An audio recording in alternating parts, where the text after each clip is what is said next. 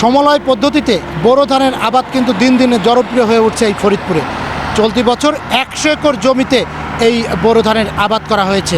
বিশেষ করে এই ট্রেতে করেই কিন্তু বীজ তৈরি করা হয়েছে এবং সেই বীজতলা রাইস ট্রান্সপ্লান্টমেন্ট মেশিনের মধ্য দিয়ে কিন্তু এই আবাদ করা হয়েছে এবং রোপণ শেষে আজকে কিন্তু এই হারভেস্টার কম্বাইন্ড হারভেস্টার মেশিন দিয়ে কিন্তু এই ধান কাটা হচ্ছে। মেশিনের মাধ্যমে যে বোরো ধান রোপণ করা হয়েছে আর মেশিনের মাধ্যমে কাটার পরিপ্রেক্ষিতে আমাদের কৃষকের অনেক সাশ্রয়। মেশিনের সাহায্যে আমরা যেভাবে করছি তাতে আমরা শ্রম, সময়, আমাদের সব দিকে সাশ্রয় হয়েছে, টাকাও সাশ্রয় হয়েছে।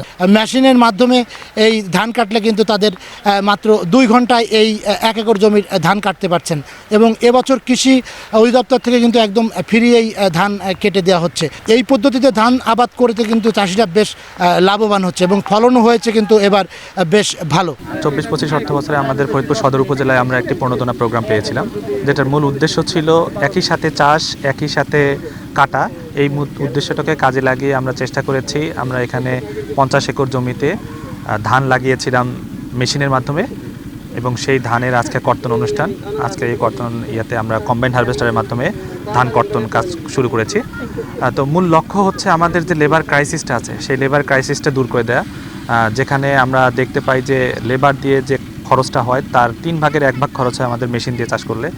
এবং সবচেয়ে বড় কথা যে এই সময় যে দুর্যোগপূর্ণ আবহাওয়া, এই দুর্যোগপূর্ণ আবহাওয়ায় আমরা আমাদের যে কাঙ্ক্ষিত ফসল, আমাদের মূল ফসল যেটা যে বোরো ধান বলবো, সেই বোরো ধানটা আমরা ঘরে তুলতে পারি খুব সহজে।